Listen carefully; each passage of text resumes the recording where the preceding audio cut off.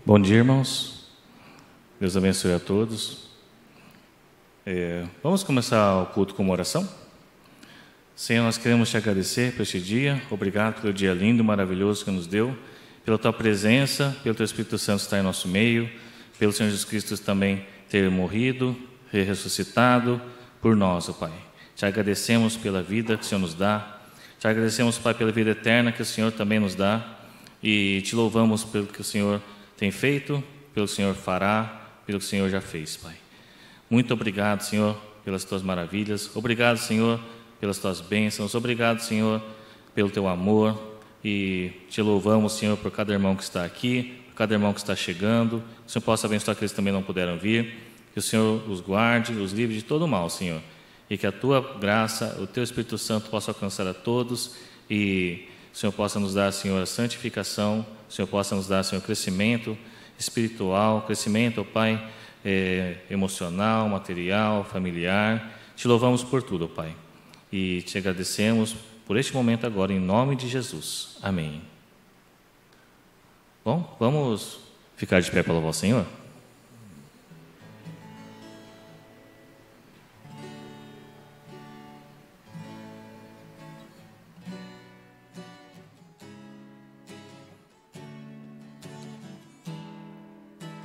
Grande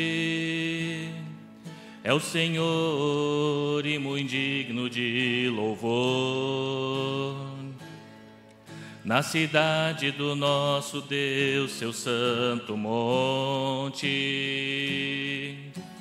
a alegria de toda a terra.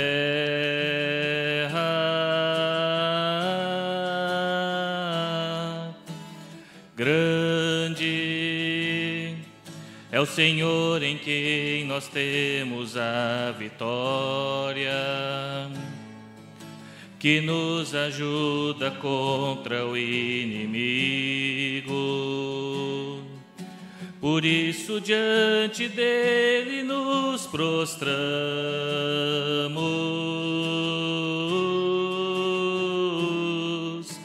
Queremos o teu nome engrandecer e agradecer-te por tua obra em nossas vidas. Confiamos em teu infinito amor, pois só tu és o Deus eterno sobre toda a terra e céus. Começo. Grande é o Senhor e muito digno de louvor, na cidade do nosso Deus, seu santo monte, a alegria de toda a terra. Grande é o Senhor em quem nós temos a vitória, que nos ajuda contra o inimigo. Por isso diante dele nos prostramos.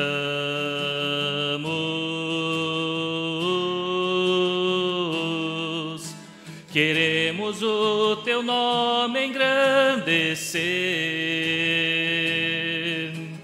e agradecer-te por tua obra em nossas vidas. Confiamos em teu infinito amor, pois só tu és o Deus eterno sobre toda a terra e céus. Queremos o teu nome engrandecer e agradecer-te por tua obra em nossas vidas. Confiamos em teu infinito amor, pois só tu és o Deus eterno sobre toda a terra e céus. pois só tu és o Deus eterno sobre toda a terra e céus.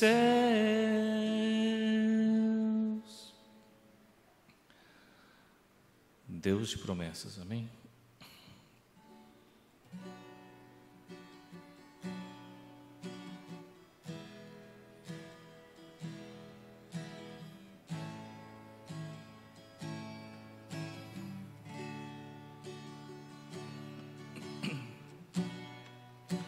Sei que os teus olhos, sempre atentos, permanecem em mim, e os teus ouvidos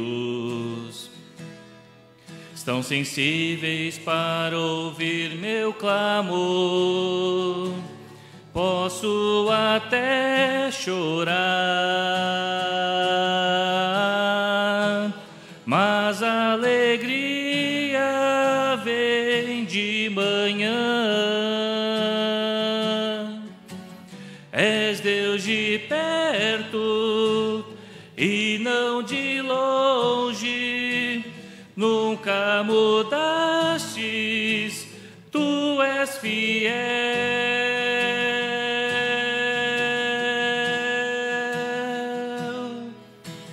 Deus de aliança, Deus de promessas, Deus que não é homem pra mentir. Tudo pode passar, tudo pode mudar, mas tua palavra vai se cumprir. Começo. Sei que os teus olhos, sempre atentos, permanecem em mim, e os teus ouvidos estão sensíveis para ouvir meu clamor. Posso até chorar, mas a alegria vem de manhã. És Deus de perto e não de longe, nunca mudastes, tu és fiel.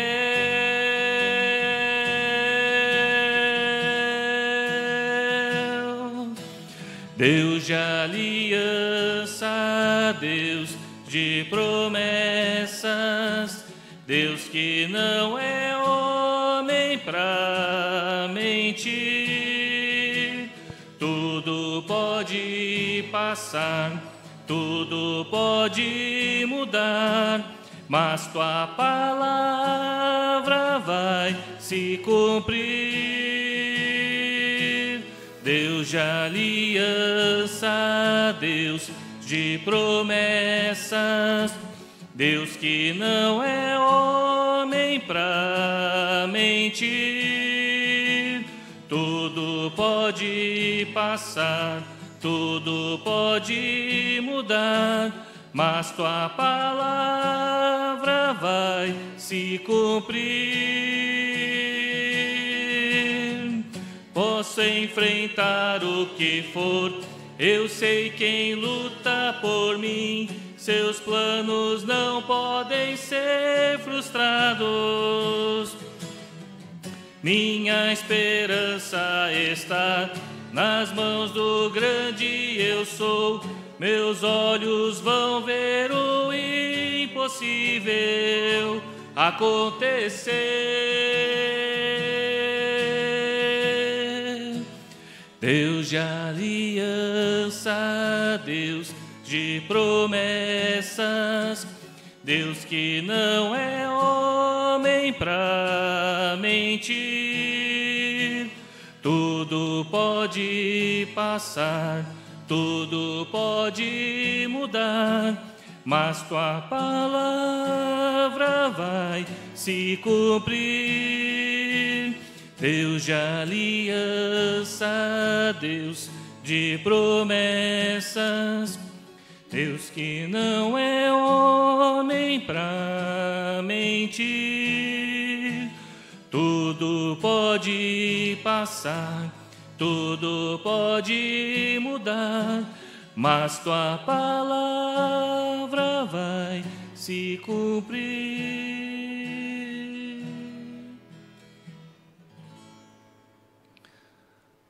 Próxima música, vamos trazer nossos dízimos e ofertas ao Senhor.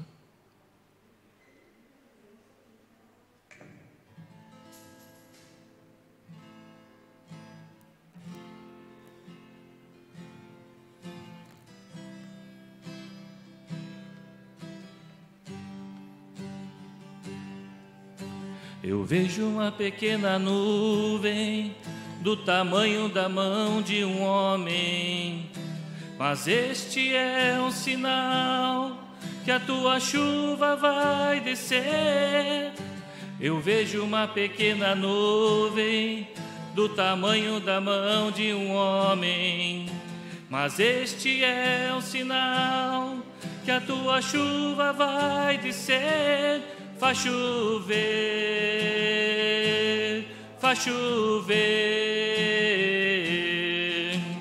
Abre as comportas do céu e faz chover, faz chover. Abre as comportas do céu. Eu vejo uma pequena nuvem do tamanho da mão de um homem, mas este é um sinal que a tua chuva vai descer. Eu vejo uma pequena nuvem do tamanho da mão de um homem, mas este é um sinal que a tua chuva vai descer. Faz chover, faz chover. Abre as comportas do céu e faz chover, faz chover. Abre as comportas do céu. Se pedirmos, Jesus virá como chuva descerá. Se pedirmos, Jesus virá. Então clame, então grite, então chame por Ele. Faz chover, faz chover. Abre as comportas do céu e faz chover, faz chover. Abre as comportas do céu e faz chover.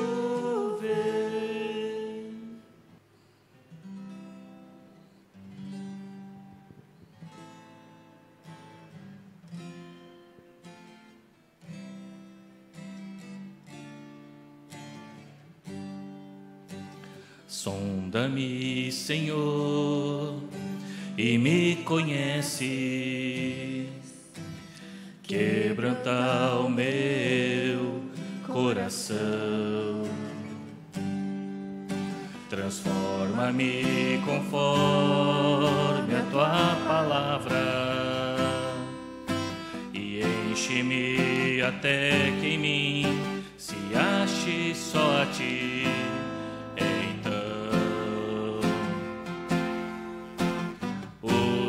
Usa-me, Senhor,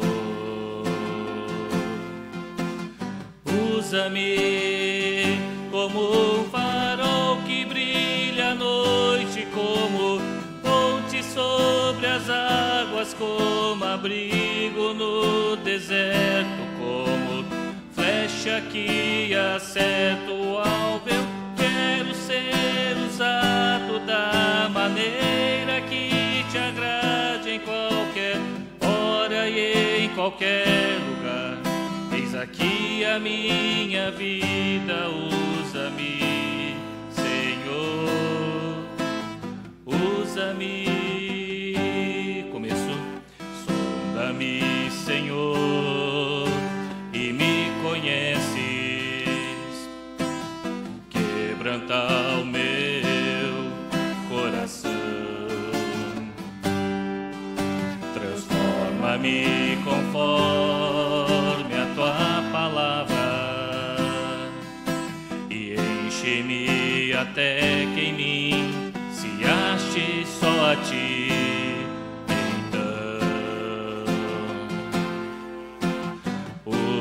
Usa-me, Senhor, usa-me como um farol que brilha à noite, como ponte sobre as águas, como abrigo no deserto, como flecha que acerta o alvo. Eu quero ser usado da maneira que te agrade, em qualquer hora e em qualquer lugar. Eis aqui a minha vida, usa-me, Senhor, usa-me. Sonda-me, quebranta-me, transforma-me, enche-me e usa-me. Sonda-me, quebranta-me, transforma-me, enche-me e usa-me. Última vez. Sonda-me, quebranta-me, transforma-me, enche-me e usa-me como um farol que brilha à noite, como ponte sobre as águas, como abrigo no deserto, como flecha que acerta o alvo. Eu quero ser usado da maneira que te agrade, em qualquer hora e em qualquer lugar. Eis aqui a minha vida, usa-me, Senhor, usa-me.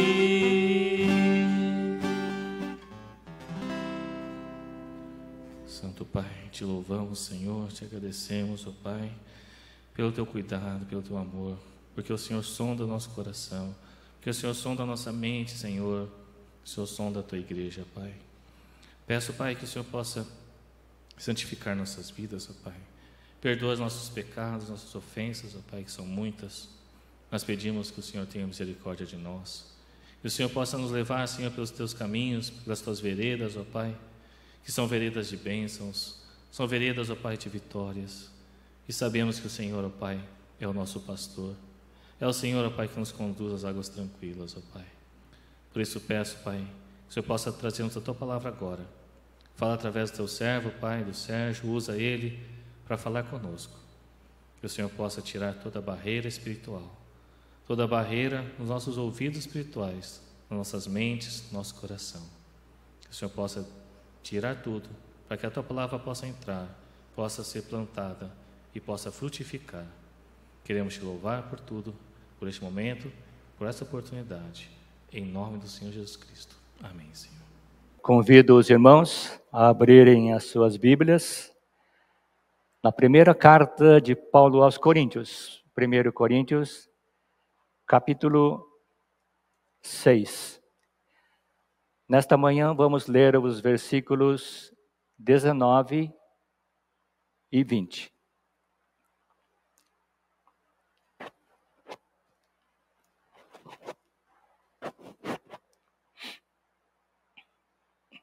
Primeira carta de Paulo aos Coríntios, capítulo 6, versos 19 e 20. Eu vou ler o texto bíblico na versão NVI, na Nova Versão Internacional. Assim diz a palavra do Senhor.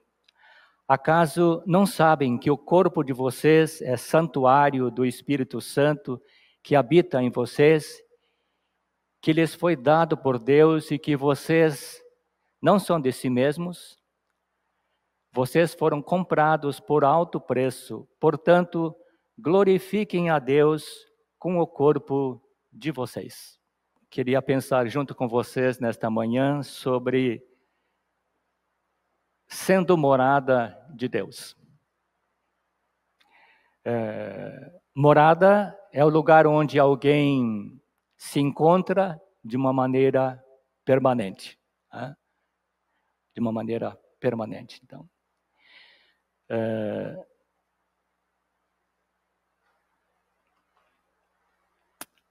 Paulo usa uma palavra para designar que o nosso corpo é o santuário. Na versão transformadora, diz que o nosso corpo é o templo do Espírito Santo.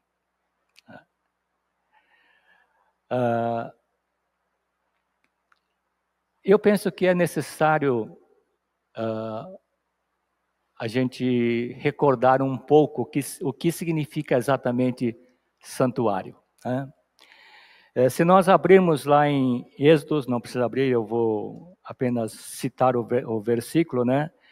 No Êxodo capítulo 25, Deus dá a instrução para Moisés construir um santuário ou um tabernáculo, né? E a gente, quando lê a Bíblia, acaba fazendo uma certa mistura. O que é realmente santuário e o que é realmente um tabernáculo.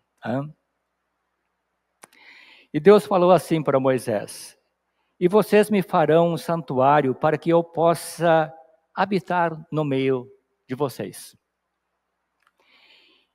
E no versículo seguinte, segundo tudo o que eu te mostrar para modelo do tabernáculo, Deus forneceu um modelo, um padrão, medidas, né, para que Moisés construísse o tabernáculo. Né? E aí aparecem duas palavras, santuário e tabernáculo. Na realidade, o que Deus pediu a Moisés, falou: construa um lugar para eu permanecer. Construa um santuário. Na versão hebraica, santuário, significa um local consagrado, um local santo, um local santificado. É um lugar.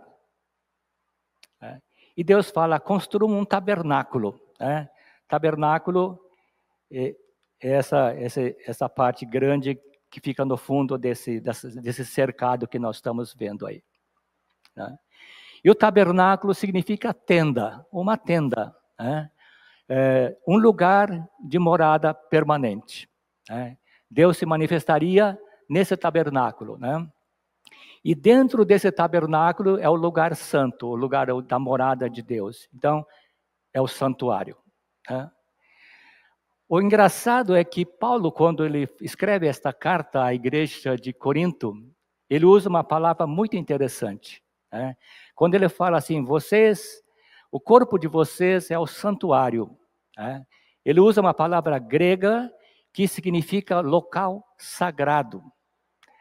Santuário interior. Santuário interior era o local onde ficava, nesse tabernáculo que Moisés construiu, o santuário interior era o local onde ficava a Arca da Aliança. O local onde o sumo sacerdote entrava uma única vez no ano no dia da expiação. Né? Então, tentem imaginar o que Paulo está dizendo para a igreja de Corinto. Né? O corpo de vocês é o santuário interior, o local sagrado onde Deus habita. Né? Então, recordando aquilo que o pastor Jorge trouxe na sua mensagem no domingo passado, né? A gente deve pensar como nós usamos o nosso corpo. Muitas vezes a gente tem saúde e não liga muito para o corpo, né? Mas o corpo nosso precisa de exercício, precisa ser movimentado para ter força física, possa ter destreza e possa ter saúde. Tá? Comer faz bem, mas experimente comer picanha todo dia. 30 dias o seu fígado já era. Por que eu digo isso? Né? Foi há muito tempo atrás, acho que mais de uma década atrás, um fã muito grande do McDonald's, ele decidiu comer hambúrguer do McDonald's todo dia, de manhã, na hora do almoço, à noite. 3 vezes por dia ele comeu hambúrguer. Depois de uma semana comendo hambúrguer gostoso,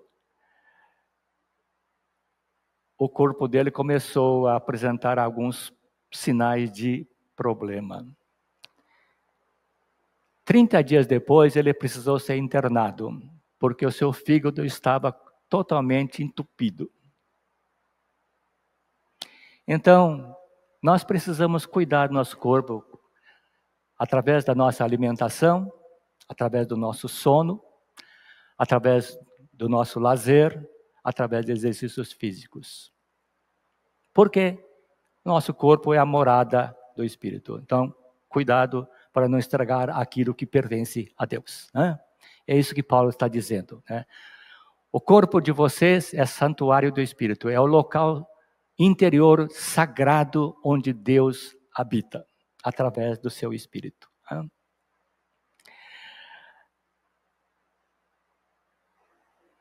Eu queria começar o estudo desta manhã com uma pergunta. Qual é a real motivação que nos impulsiona a fazer o que agrada a Deus?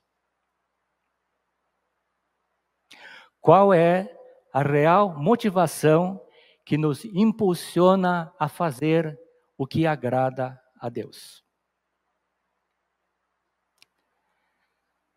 Se nós temos uma boa motivação para o trabalho, nós vamos trabalhar bem.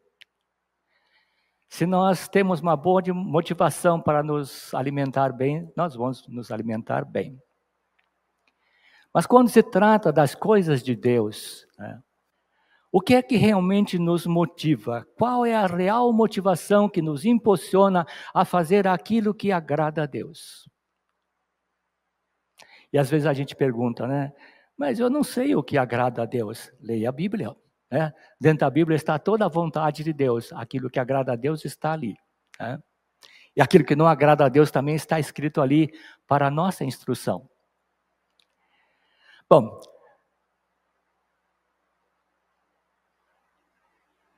domingo passado, o pastor Jorge nos trouxe uma mensagem fantástica. Né? E às vezes são temas que não se fala muito na igreja hoje em dia, porque isso incomoda muita gente. Muita gente está na igreja, mas não vive como cristão, vive como pessoas que estão ali por interesse. Pessoas que fazem o que a grande maioria das pessoas que não conhecem Deus faz.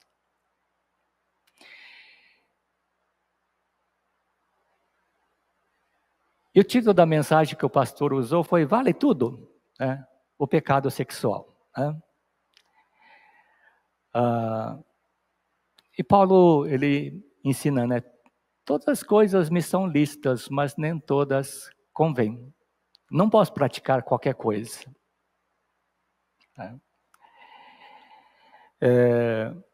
E a gente muitas vezes imagina, né, que a gente pode fazer muita coisa, né? E isso não desagrada a Deus, mas precisamos tomar muito cuidado.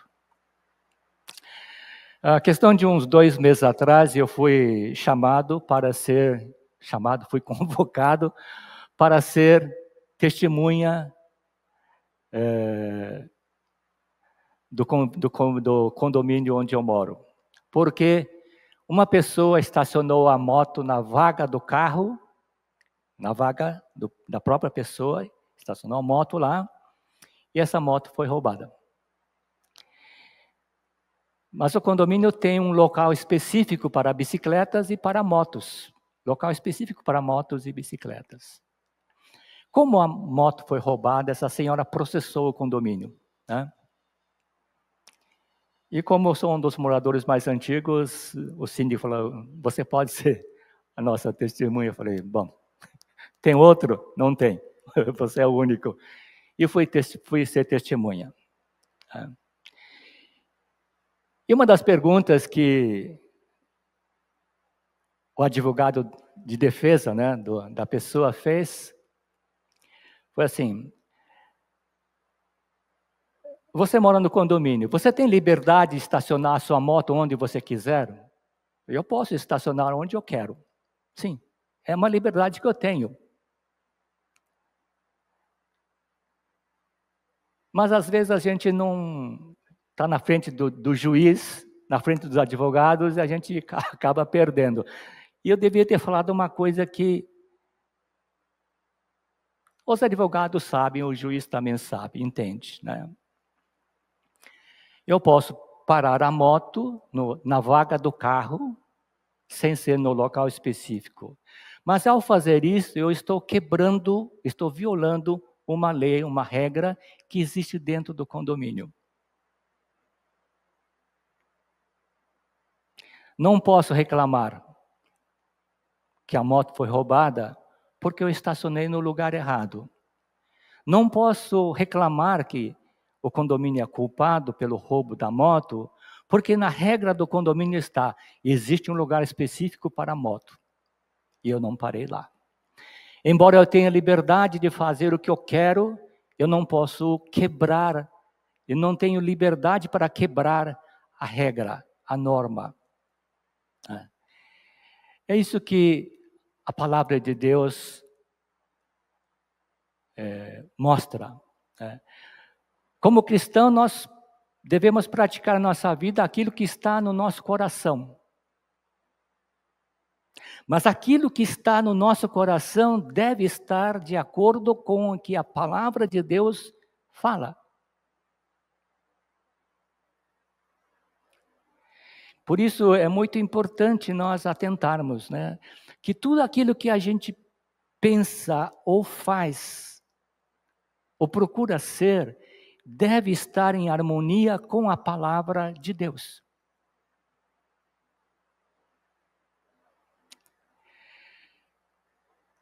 Por isso a mensagem que estamos estudando com base em 1 Coríntios é muito importante para as nossas vidas, né? Porque se nós quebrarmos os princípios bíblicos que Deus estabeleceu e que estes princípios estão descritos na palavra de Deus, na Bíblia, se nós quebramos isso, o nosso testemunho também é muito ruim perante o mundo, né? É isso que nós estamos estudando, né? E foi isso que o pastor deixou bastante claro, né, na mensagem do domingo passado. Mas a igreja de Corinto era uma igreja cheia de problemas. Havia divisões. Eu sou de Paulo, eu sou de Pedro. Havia também ensinamentos errados, né, que nós vimos no domingo passado. O gnosticismo entrou na igreja, o ensinamento gnóstico entrou na igreja, né, e isso atrapalha, né, a vida do cristão. A igreja de Corinto estava enfrentando o problema da imoralidade sexual. E havia também demandas judiciais, né? Cristãos processando cristãos, né? Não é uma boa prática, né? Não é uma boa prática.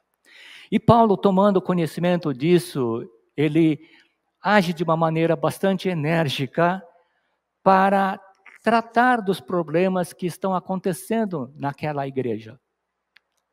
E por que Paulo ele age de uma maneira enérgica para corrigir, para ajudar aquela igreja? Né? Porque se esses problemas que acontecem na igreja, dentro da igreja de Corinto, continuassem a existir ou a persistir, iria infestar a igreja toda com ensinamentos errados, né? E a prática das coisas erradas dentro da igreja pode levar à apostasia, né? Apostasia é a rejeição da verdade do evangelho, é o abandono da fé, é uma revolta contra Deus. E por que é importante resolver os problemas que estão acontecendo naquela igreja, né? Na igreja de Corinto, em Corinto, né? Porque a igreja pertence a Deus. E Paulo sabe muito bem disso, né? Mas o engraçado é que Paulo, quando ele escreve essa carta para a igreja de Corinto, né, Paulo sabe exatamente os problemas que estão atrapalhando aquela comunidade, né, que está minando uma vida sadia, que está minando a vida cristã e levando para um caminho errado. Paulo sabe tudo isso aí, né? Mas a maneira como Paulo inicia a sua carta, né, é muito extraordinário, né? Paulo apresenta duas qualidades, dois qualificativos que identificam as pessoas daquela igreja, né? Paulo escreve assim: aos santificados em Cristo. Com toda a parafernália que estão fazendo dentro da igreja, Paulo diz ainda, aos santificados em Cristo. E depois ele chama assim: vocês foram chamados para ser santos.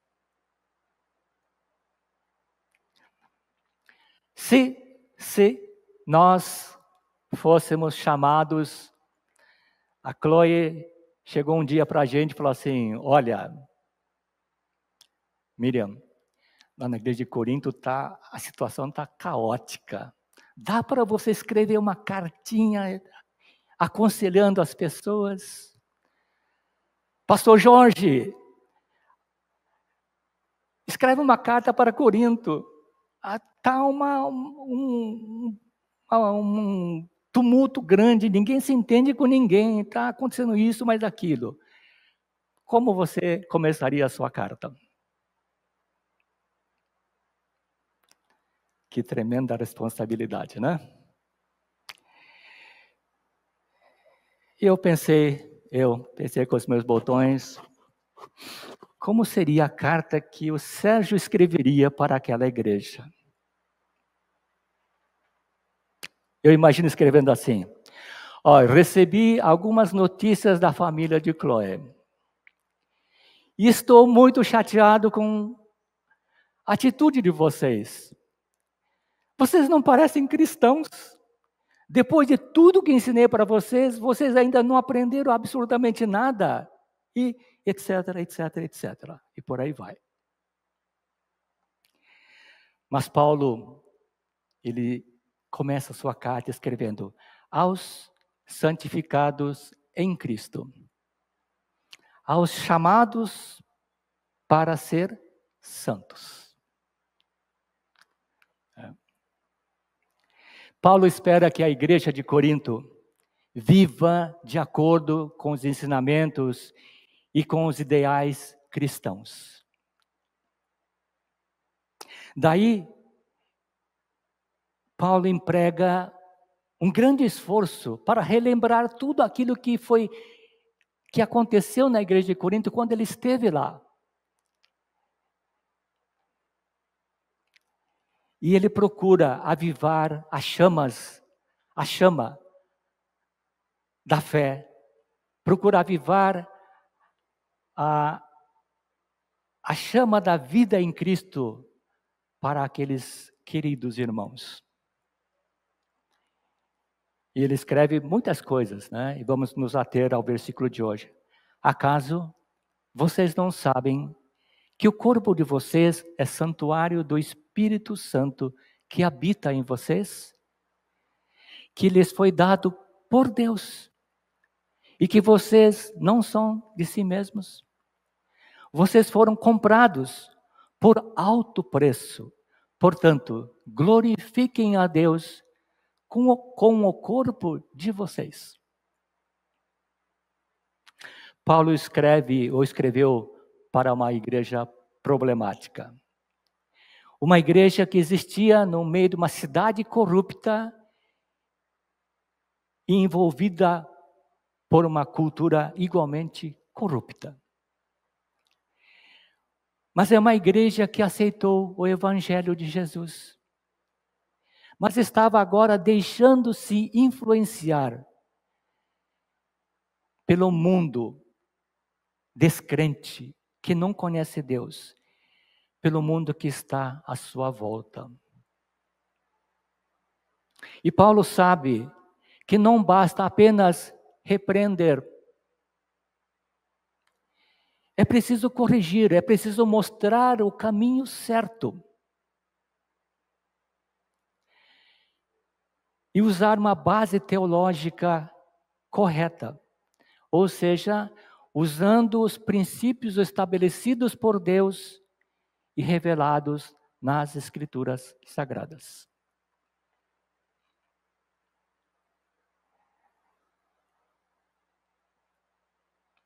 E apesar desse cenário muito caótico, triste, Paulo tem um ânimo, uma disposição inigualável, eu diria uma disposição invejável em ajudar aquelas pessoas que são santos, que foram chamadas para ser santos em Cristo.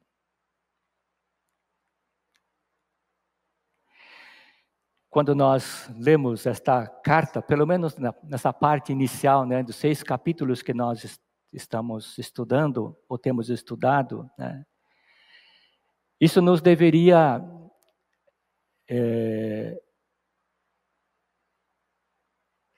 retirar de nós o mito de que existe uma igreja perfeita.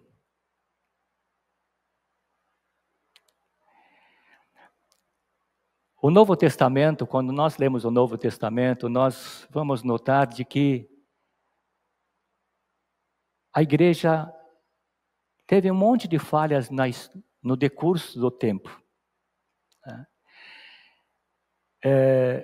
A igreja começou bem, como descrito lá em Atos 2 e 3.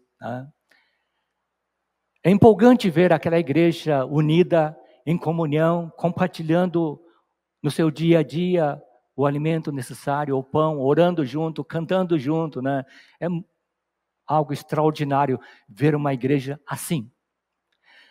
Mas quando nós entramos no capítulo 5 do livro de Atos, um casal morre por ter mentido ao Espírito de Deus. No capítulo 6, surge um desentendimento na igreja entre 2 grupos de judeus, que, com respeito ao tratamento ou divisão de alimentos para as viúvas. E se nós lemos até o Apocalipse, lá no capítulo 2 e 3 do livro de Apocalipse, nós vamos notar de que Jesus, ele repreende várias igrejas. Por isso,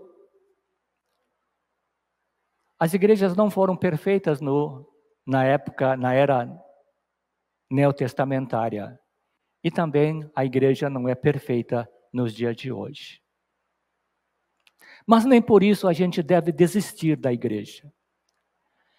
Vivemos numa época em que, eu não gostei dessa igreja, eu vou para outra. É muito fácil, né? Mas na época do Paulo não dava para fazer isso, né? Por isso, quando Paulo olha para aquela igreja cheia de problemas, ele ainda tem esperança. Ele tem esperança e mostra os conselhos necessários, mostra as correções que precisam ser feitas, né? E tudo aquilo que nós temos estudado, o pastor tem pregado sobre isso aí, devemos ser muito gratos a Deus por isso, né? São lições importantes, princípios importantes que servem para a nossa vida como igreja nos dias de hoje.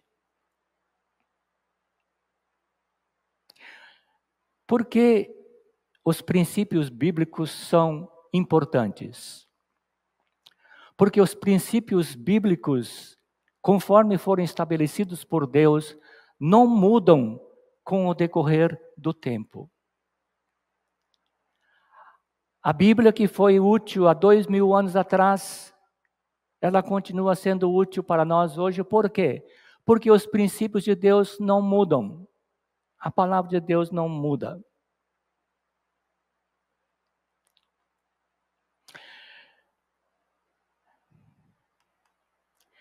Bom, o que é que nós podemos extrair como lições para a nossa vida?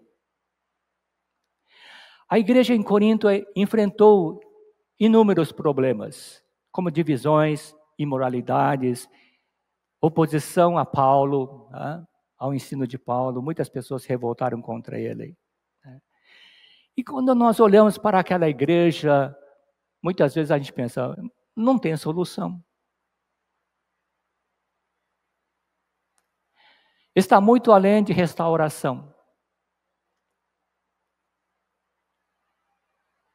Se nós olharmos a igreja de hoje, vamos generalizar para não apontar essa ou aquela, né? Generalizando, né? Os problemas que aconteceram na igreja em Corinto são problemas que estão acontecendo nos dias de hoje em muitas igrejas, né? Talvez com roupagem um pouco diferente.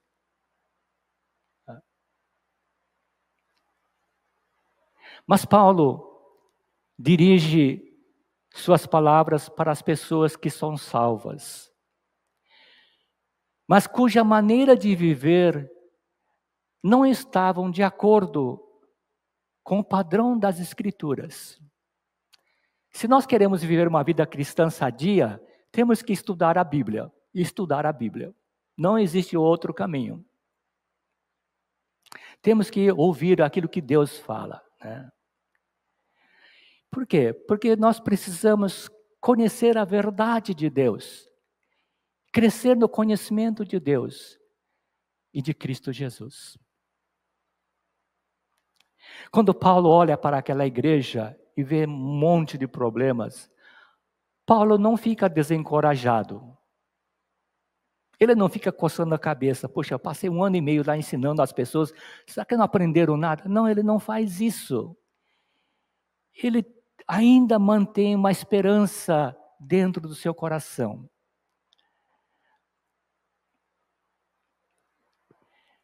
Eu mencionei há pouco que Paulo tinha uma disposição inabalável, né? Apesar de tudo que ele viu, de tudo que ele ouviu.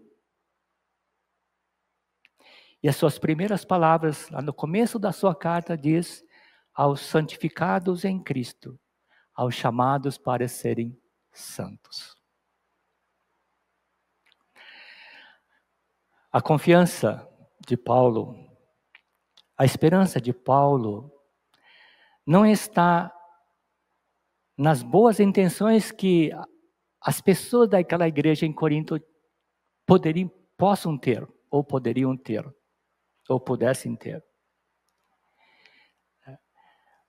Paulo não está confiando que aquela igreja faça o maior esforço para mudar o rumo da coisa. A esperança de Paulo, a confiança de Paulo está em uma pessoa, e essa pessoa é Jesus.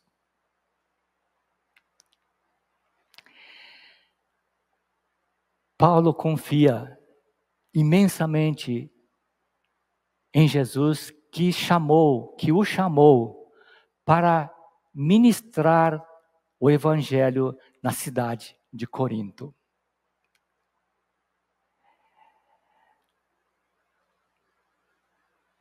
Por que Paulo pensa assim? O Paulo que escreveu essa carta à igreja em Corinto é o mesmo homem que foi chamado de Saulo. O Saulo que recolheu as capas dos seus amigos para apedrejar Estevão, que estava falando do evangelho. E Paulo, a Bíblia diz que Paulo consentiu, aprovou a morte de Estevão, e Estevão foi apedrejado. Esse Saulo é o mesmo homem que ele foi de cidade em cidade, prendendo os cristãos, ou conforme diz o livro de Atos, os seguidores do caminho. Paulo foi atrás dessas pessoas, prendeu, né? E talvez tenha autorizado até a matar essas pessoas. Mas Paulo sabe de uma coisa. Paulo sabe que foi Jesus Cristo quem veio ao seu encontro na estrada de Damasco e transformou a sua vida, a sua maneira de pensar, a sua maneira de viver. Por isso, se tem alguém que pode mudar a vida de uma igreja, aquela igreja em Corinto é Jesus. Por isso Paulo tem esperança, por isso Paulo tem motivação. Se Cristo transformou a vida de Paulo, de Saulo, Cristo é poderoso para mudar aquela igreja.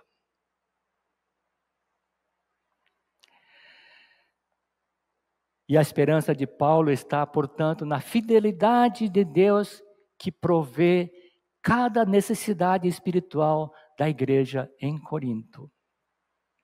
E a sua esperança está na fidelidade de Deus que começou uma boa obra naquela igreja.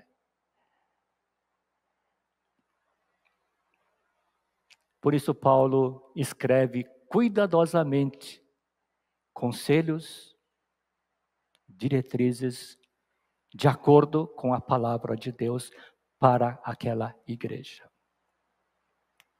Bom, o que mais nós podemos aprender de tudo que nós ouvimos de mensagem que o pastor Jorge nos trouxe, né? Eu pensei em algumas coisas, né?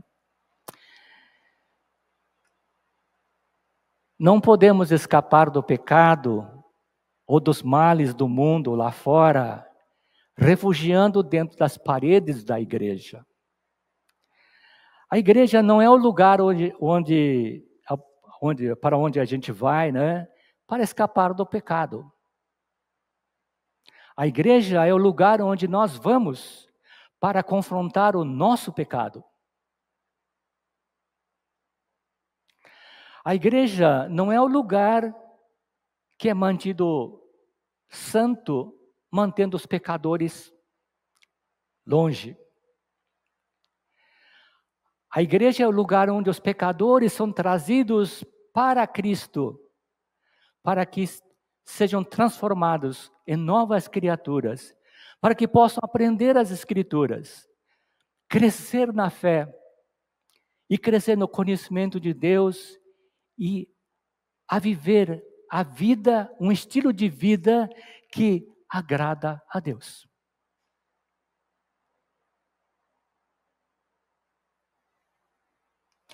A igreja não é uma sala esterilizada cristã, ou uma bolha protetora onde nós podemos nos livrar da contaminação do pecado.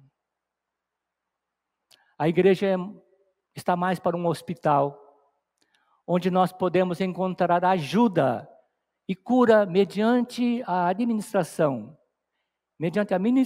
da palavra de Deus, mediante a oração, para vivermos uma vida que agrada a Deus.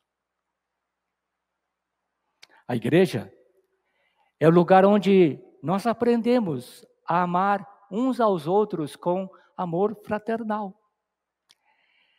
a honrar uns aos outros e mutuamente, ajudando uns aos outros. Nós estimulamos para a prática de boas coisas, de boas obras. A igreja é o lugar onde nós aprendemos a alegrar com a alegria dos outros e a derramar lágrimas com a tristeza dos outros, simplesmente porque nós amamos essas pessoas.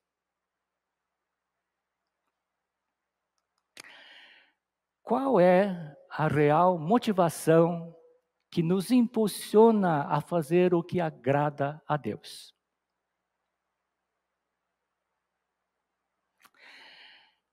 Paulo, nesse texto que nós lemos, ele adverte, aconselha a igreja de Corinto o seguinte: vocês foram comprados por alto preço. Portanto, glorifiquem a Deus com o corpo de vocês. E quando eu falo corpo de vocês, né, significa a totalidade do que nós realmente somos, né? Vocês foram comprados por alto preço, né? Muitas vezes nós lemos isso na Bíblia e, nossa, um alto preço, né? Jesus morreu no meu lugar. E passa batido. Nós passamos muito rapidamente sobre isso. Mas quando nós ouvimos, vocês foram comprados por alto preço, isso deveria tocar lá no fundo do nosso coração. Lá no fundo do nosso coração. Como uma motivação correta para levarmos uma vida com atitudes sérias e que agradam a Deus. Atitude séria, atitude concreta que agrada a Deus. Comprados por alto preço. Né? Deveria nos levar a considerar o que Deus fez por meio de Jesus Cristo em nosso favor. Se nós lemos o versículo 11, né, desse mesmo capítulo 6, né, está escrito o seguinte: mas vocês foram lavados, foram santificados, vocês foram justificados no nome do Senhor Jesus Cristo e no Espírito de nosso Deus.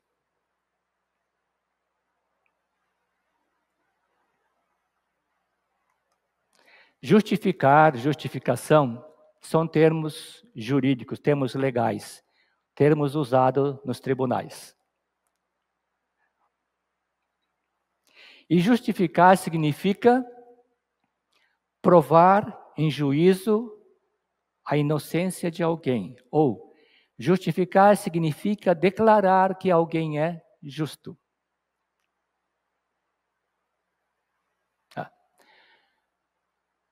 Quando nós aceitamos a Jesus Cristo como nosso Salvador, confessamos nossos pecados, nos arrependemos do que nós fizemos,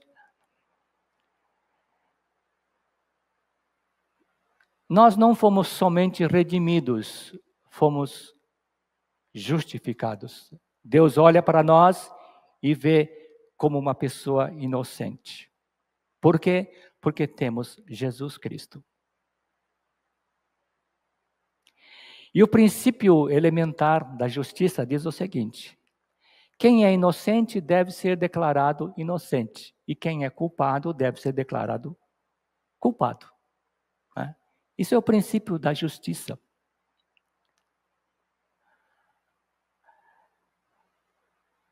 Só que a palavra de Deus, lá em Romanos 3, 23 e 24, diz o seguinte: pois todos pecaram,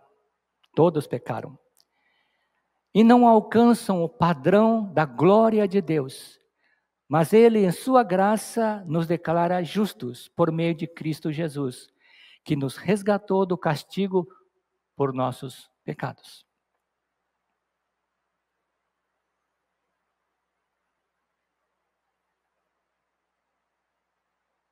Muitas vezes a gente pensa assim, mas eu não tenho feito nada assim de grave, né? Que eu precisa confessar diante de Deus. Né? Eu não matei, não menti, não roubei, não fiz fofoca. Então eu não tenho pecado. Né? Muita gente pensa assim, não? Mas o que a gente precisa lembrar é que o nosso Deus é um Deus santo, santíssimo, né? Quando a Bíblia fala Deus é santo, santo, santo, é o superlativo, né? No hebraico não tem um superlativo, então ele repete a palavra várias vezes, né? Deus é uma pessoa extremamente santa, que a gente não consegue imaginar como é a santidade de Deus. Mas existe uma passagem bíblica que nos mostra o que a gente é diante de Deus, mesmo que não tenha cometido um único pecado. Isaías, ele foi chamado para ser profeta. Se ele foi escolhido para ser profeta, é porque era um homem santo. Mas ele teve uma grande visão. Ele viu Deus sentado no seu trono, cercado de glória. E quando ele viu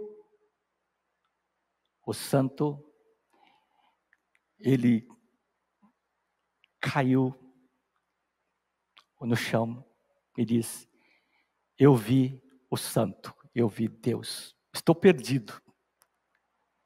Estou perdido, porque eu sou uma pessoa de lábios impuros. Estou no meio de uma cidade, estou no meio de umas pessoas também que falam um monte de asneiras. E eu vi a glória de Deus, eu estou perdido.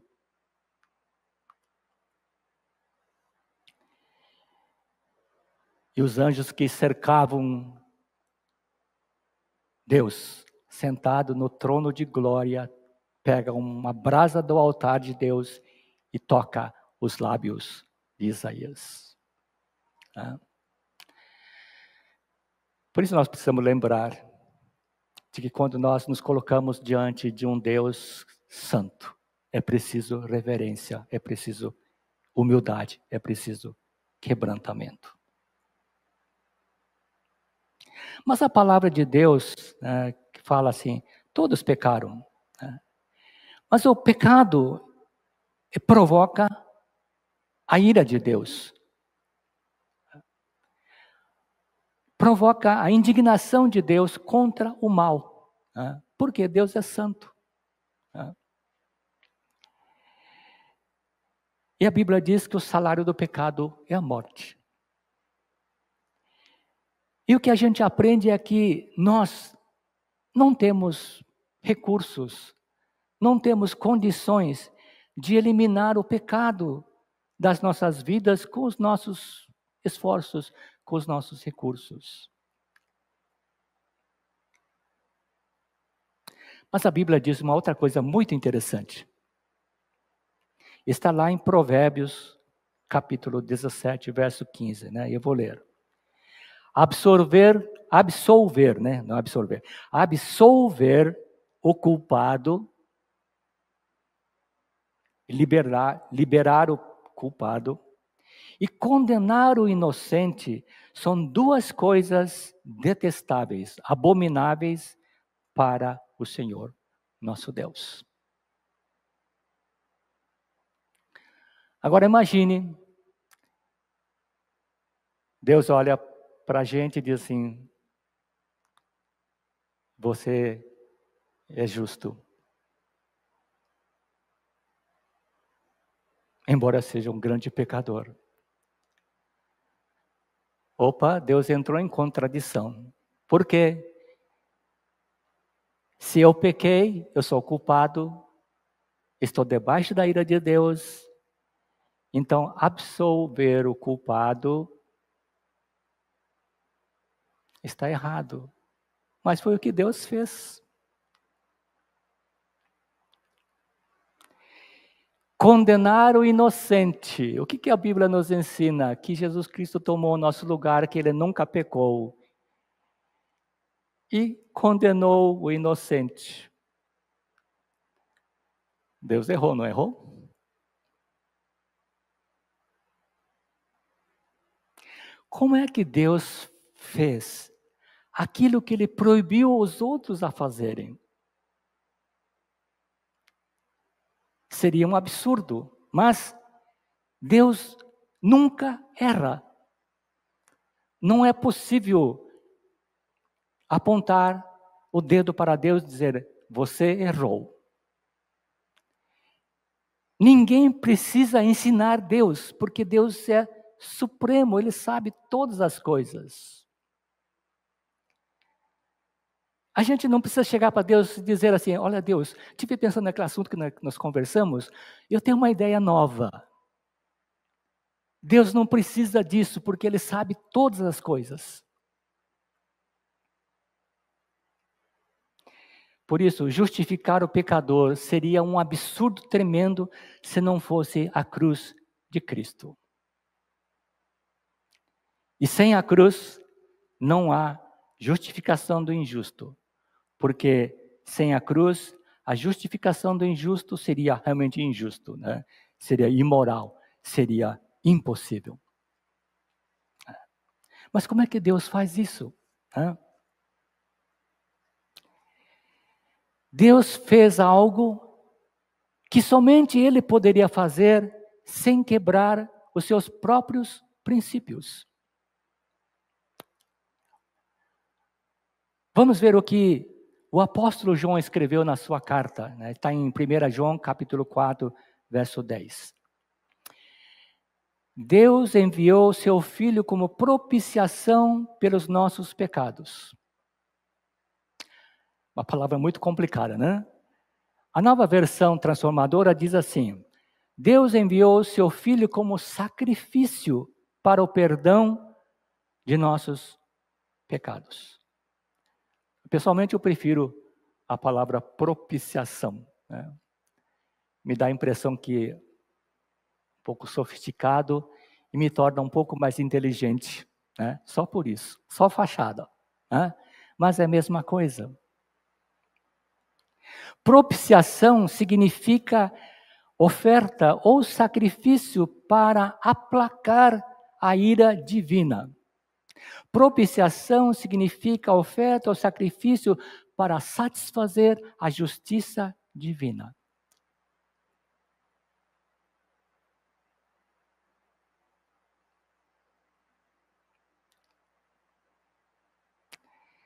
O que a Bíblia nos ensina é que a ira de Deus, ela se volta contra o mal, contra o pecado.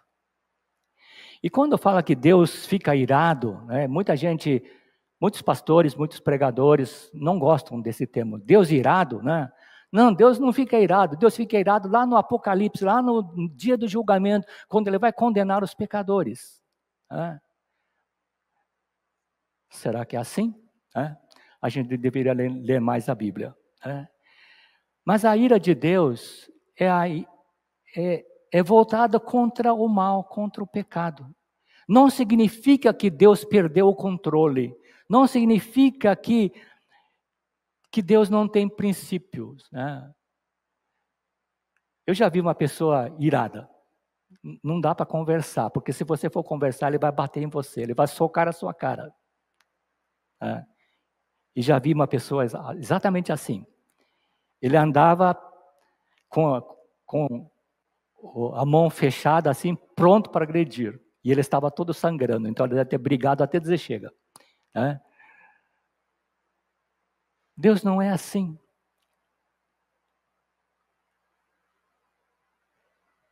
Deus age, Deus fica irado porque Ele é santo. É a ira contra o pecado, contra o mal. Mas o que nós precisamos aprender é que nós pecamos contra Deus.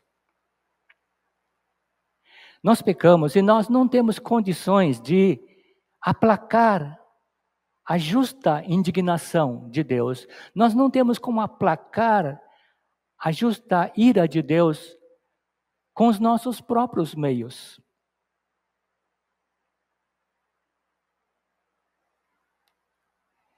Vamos ler novamente, né? Eu vou ler novamente o texto de João, 1 João 4,10, né? Eu suprimi um pedaço do versículo de propósito, né? Para a gente tentar entender melhor as coisas, né?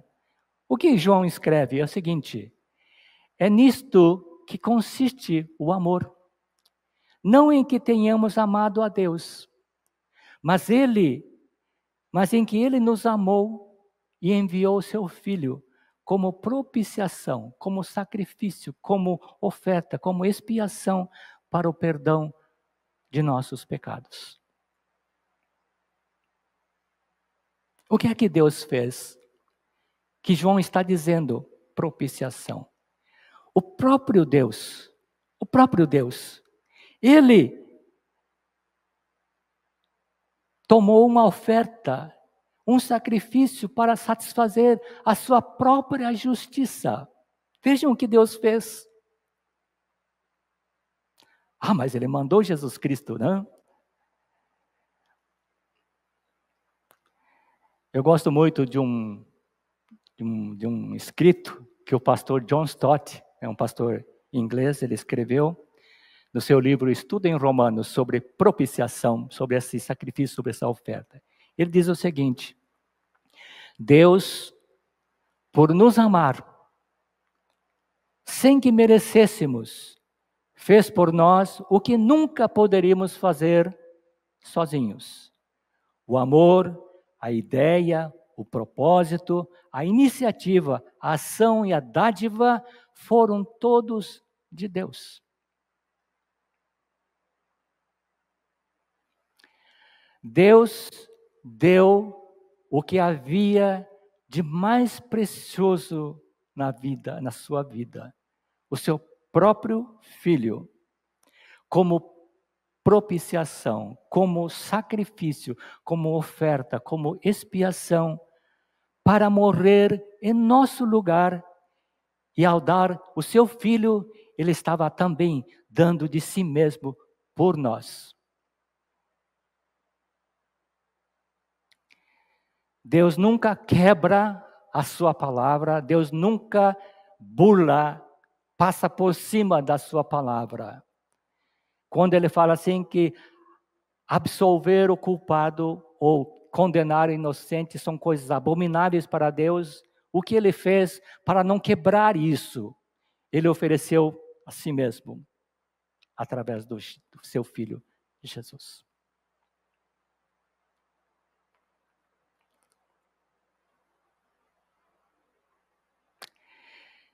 Mas a coisa não para aí.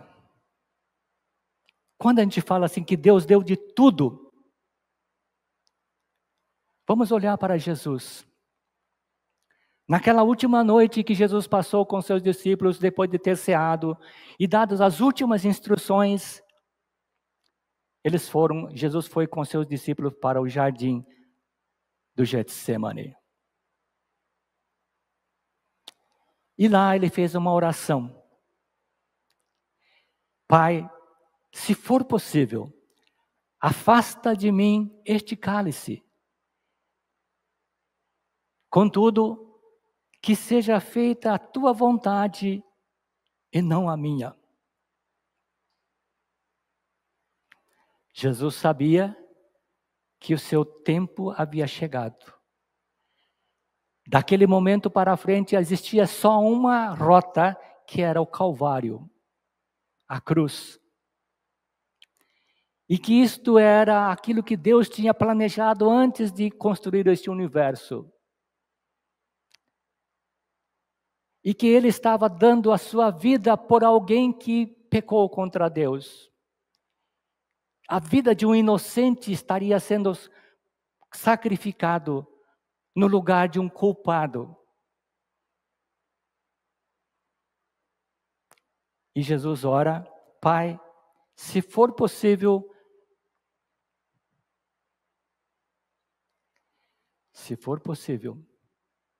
afasta de mim este cálice. Contudo, não seja como eu quero, mas sim como o Senhor quer.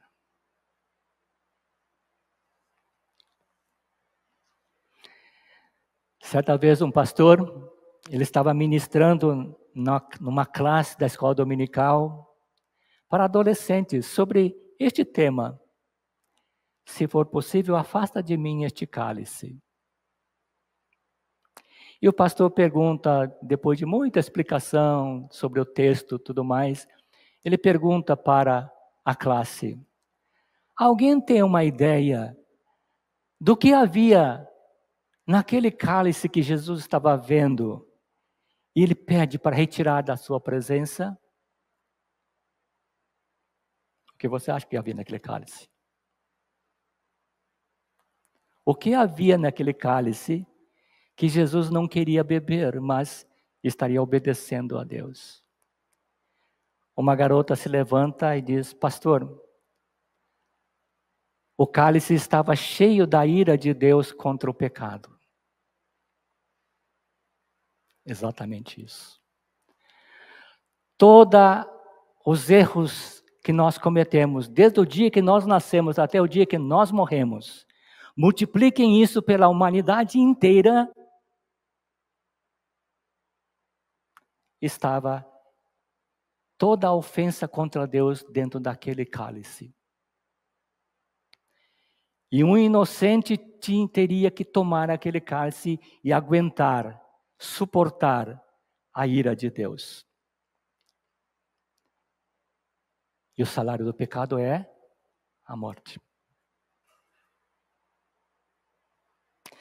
Jesus bebeu do cálice amargo da ira de Deus contra o pecado, porque também nos amou como Pai. Deus nos amou. E porque Jesus desejou a nossa salvação. Imagine isso, essa cena de Jesus ajoelhado, suando gotas de sangue. Pai, afasta de mim esse cálice. Mas seja feita a tua vontade, não a minha.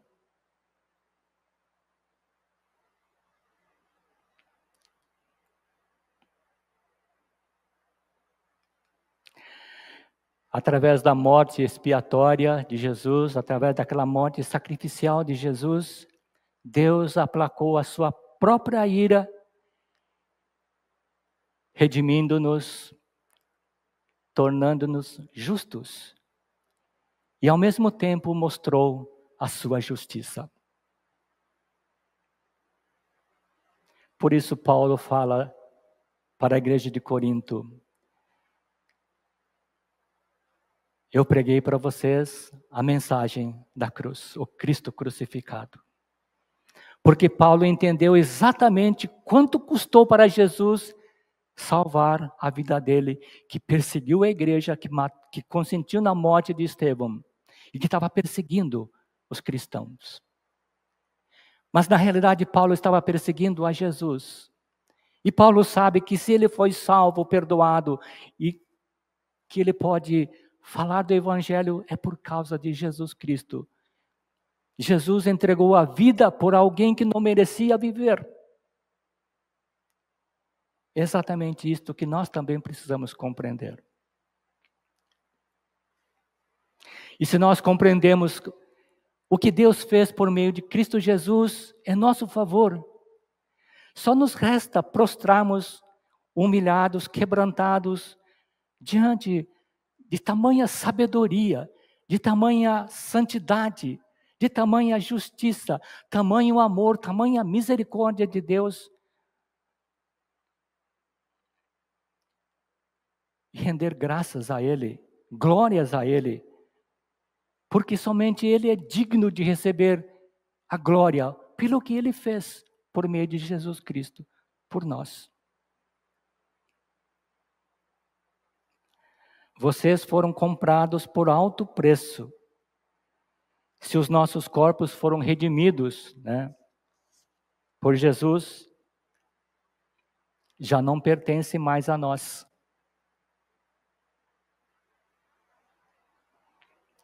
Jesus comprou o que nós somos com seu precioso sangue.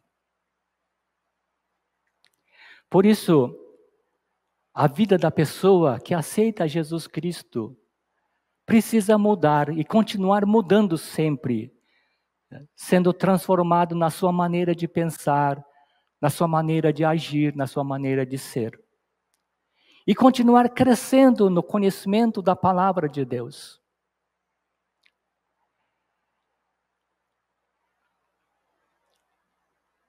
E precisamos crescer no conhecimento do Senhor, nosso Deus, e de Jesus.